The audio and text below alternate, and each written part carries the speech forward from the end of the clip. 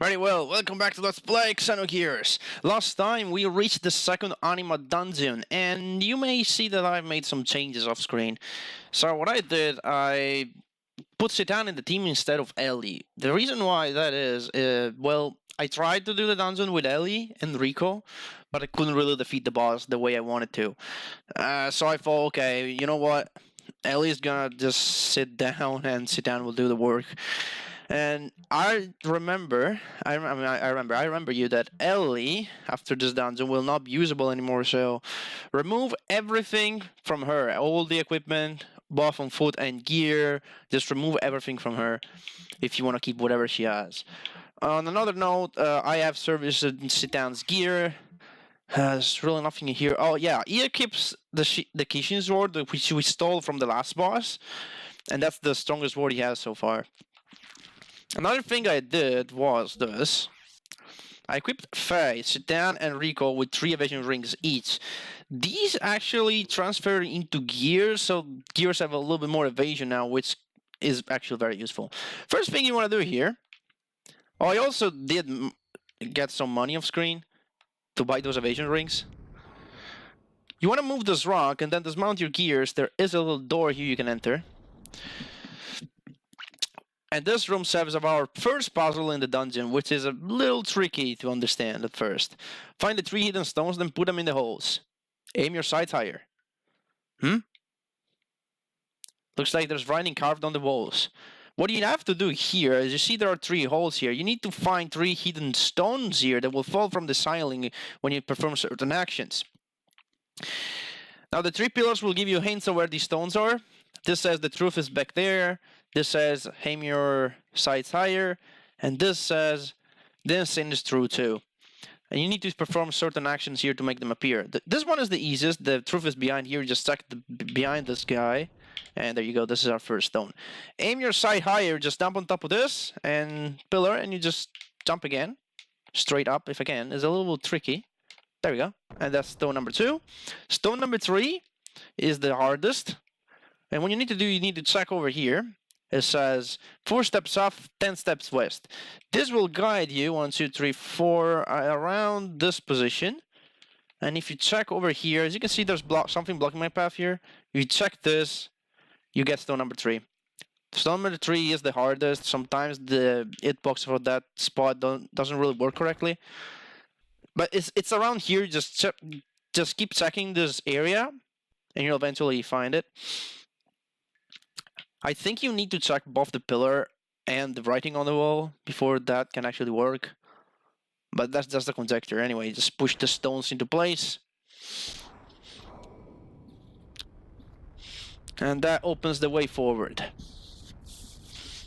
The dungeon itself is not that long. It's the boss. The boss, you'll see. Well, you know, you're not going to see it this time, but the boss is a little bit long and annoying. We'll need some external help from a certain device in order to defeat the boss correctly. Okay, so now we have unlocked the way forward. There's a couple more puzzles that await us, but they're not that complicated. Okay, let's get into our gears again. First of all, we want to explore down here. There's 2 treasure chests, and we definitely want them. So, okay, oh. Croaker tribes. So these guys are actually pretty weak.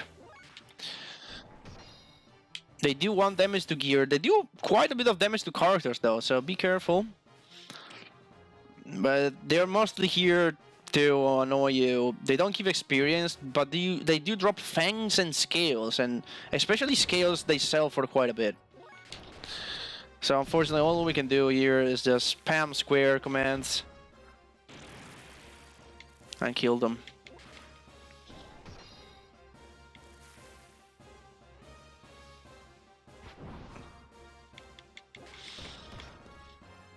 And there you go. Citan is very powerful in his gear.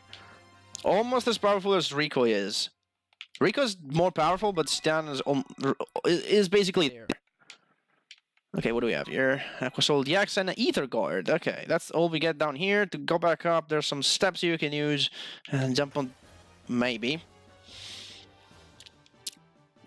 Oh, more of them. I'll fight just because I need to get my money back, because I seriously wasted a lot of money on those evasion rings. Bart and Billy already have 2 each, and I need those for the super boss later on in the game. And then I had to buy 7 more for the characters right here. And those cost 3,000 each. That's a lot of money. And seriously, there's no enemy here that drops money. None. They just drop items that you can sell. And even if these guys are really useful to make money, not right now. Because you can sell the skills they drop. But one, they don't drop it all the time. And two, you don't get to sell them for full price right now. Because there is a place where you can sell them for higher value than what you can right here. And that's the best way to make money, I think. Apart from selling drives. Which I still have. I haven't sold them. I'm keeping them for later. Anyway. We proceed through the door. As you can see, there are some chests down in there in the water. But it's not our concern right now. We get out of our gears here and we pass through this passage. Only characters can walk through here. And this is the second part of the dungeon. I don't think he has random encounters. So you can be fine here. Survival 10. There's some writings on the walls, some paintings. And then we proceed on to the next room. I know there's a door on the right, but it can be ignored for now. So as you can see, there are treasure chests here. They're very, very weirdly placed. Writing on the wall, find the hidden passage in this room to proceed. If you try to grab these treasure chests, you will find there are trapdoors in this room. These will drop you down to this corridor. You can just run back up. And here you are. So, these trapdoors are right in front of each chest, so you can just grab them from the side and you'll be fine. We have a roaster bar, which is an equipment, and then Aquasol DX. Now what you want to do, the secret passage, you want to go over here and then start walking toward the center of the room like this. Then hold left and run in the air so you can go through this passage. Otherwise you'll drop back down to the corridor. Alright, over here we just go here and there'll be a little cutscene. Huh? Now what? Yikes! The ceiling! It's falling! You don't have to do anything. You may be tempted to jump over there where the pillar is, but don't do it. The spikes are just all around you, but in the center it's safe. And you jump over to here, and after a while, this thing should go back up, bringing you to the next door.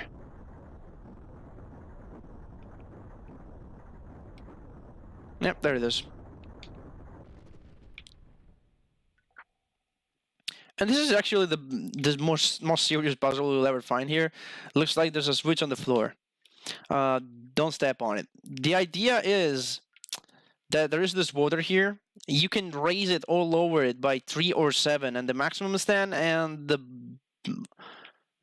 minimum is 0, I think. So the first thing you're gonna do here, there's a button with 7 marks on it. We push this button, that sets to 7. Our action. We press this button to, I think, to raise it, and this button over here to lower it by what number we selected. So we step on it, yeah. That lowers it by 7. And lower it again by 7. Of course, it's not gonna go down by 7 now.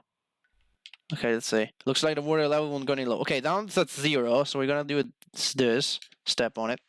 The idea is you want to reach 5. The way you can find this out is written somewhere on the walls that you need to reach an happy medium. I think it's over here. Running on the wall, not too little, not too much. Find a happy medium to succeed in life, yeah. So you need to place the water level at 5. Right now it's at 7. So we're gonna go over here. There's a button with 3 marks on it. Push it.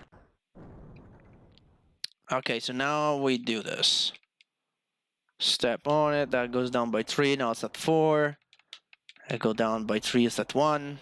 It's pretty easy, there are different solutions. So now it's at 1. No, don't. I want to push the 7 one. Okay, now it's 7. So we raise by 7. Now it's 8. We take away 3, and we got 5.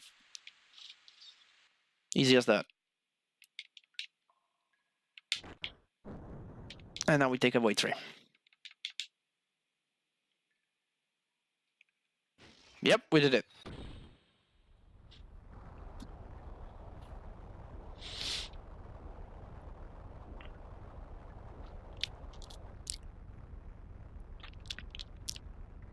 And you guessed it, that this drains the previous room from the water, so we can pass through. The boss is basically right there. There's just a room after that, and we got to the boss already. It's a pretty short dungeon.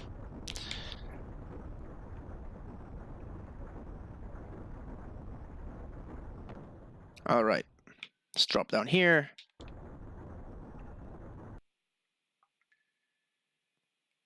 Alright. Over here, there's a treasure chest with, I think it's an equipment for women, beastly robe. I'm not entirely sure who can equip that. Anyway, we push this rock here. This is the corridor where you fall from the trapdoors, so this will lead you right back up. And we get outside. As you can see, there are 2 treasure chests down there. You want to grab those and then head back to your healing point, to Shopkeeper Johnny, so they will heal you. Alright, here we go. Let's mount our gears again, and let's drop down. First of all, I want to get those treasures. A King's Elm, and I have no idea what this is. An Ether Doubler, that's interesting. Okay, here we go. So, since I took damage and wasted fuel, I want to go back. There's no reason why you should start the next boss in not perfect conditions. So just add back. I think it just fell. Not entirely sure. Oh well. Okay, these enemies are easy. The enemies you can find here are these elephants, or there's a griffin you can find. And the griffin is especially annoying because if you are not in a gear, it will attack you for 300 damage for each character. Well, these guys, I don't think they can attack characters. Anyway, they do a little damage anyway. Come on, Stan, show me your power. There we go. 4,000 damage. With a level 1 death blow. He does more damage than Faye, wow. And Rico will just do a drill war. I think that'll be enough. Not? It's not? Oh well. That was just a circle attack, wow. See, those evasion rings are actually useful. They make us dodge a lot more in gears.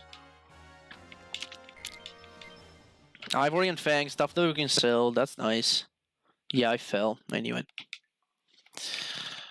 Alright, come on. Let's go back up. Let's go back up.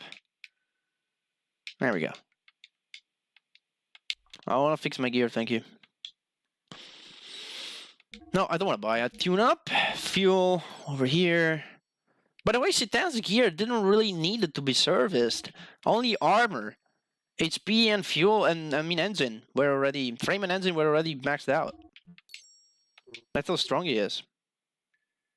Okay, I'm good. Okay, so what you want to do here is you want to save first.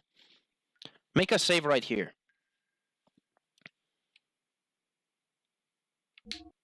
Yeah, I'm just gonna save over here. I don't know where I was with the saves, but I'm just gonna restart from the beginning anyway. And now the idea is you want to reach the next save point without taking any damage and without wasting any fuel. It's mostly a luck thing. It depends on how many battles you get into and how many times you can escape immediately without taking damage. And of course, oh, you missed it. Thank you. See, that was about to be a failed attempt. Please miss, please miss, please miss. Yes. This Griffin is so fast. Dude, you already took a turn. Oh, shit. We need to go back. See, this is what I meant. Alright, fine. You know what? Since apparently I cannot escape because I'm very unlucky and might as well kill this guy. Man, he does so much damage. Also, I have no idea what all those kanjis mean. That they appear when Citan attacks. Have you seen that? Whenever Citan attacks with a sword, some kanjis appear. And he's down. Now you better off giving me some interesting stuff, stupid Griffin. A Fang? Dude, I get those from the stupid frogs. Go back.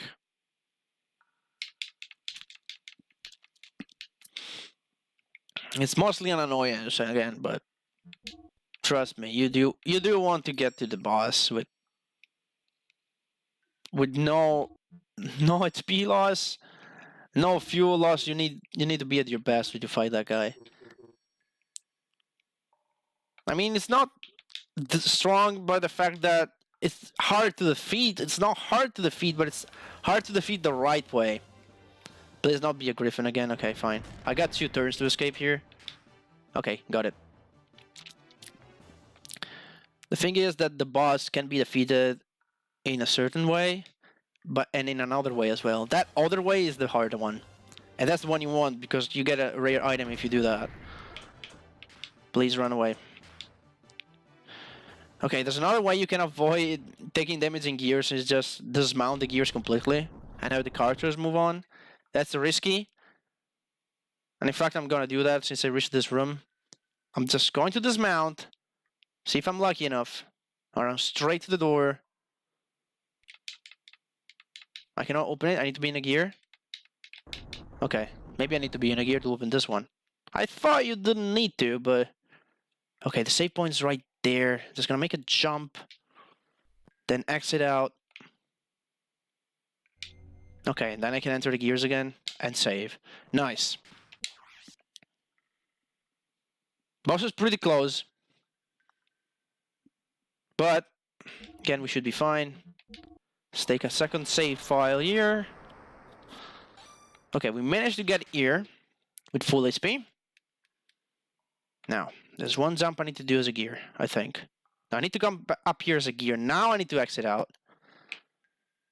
And go as a character. And there's nothing you can do about this. So what do we have? Crooked tribes. Okay, we gotta run away. We basically have no armor. We just have the evasion rings. Good. So they will do like 300 damage per hit, which can quickly kill us.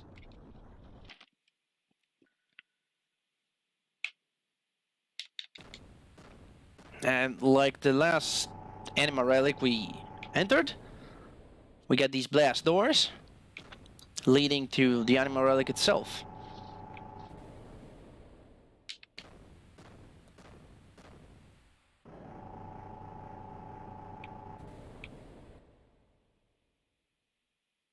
Here we are, and next time on Xenogears, we'll find out who this Anima Relic ties to, and we'll fight one of the most interesting and annoying bosses in the entire game. See you guys then.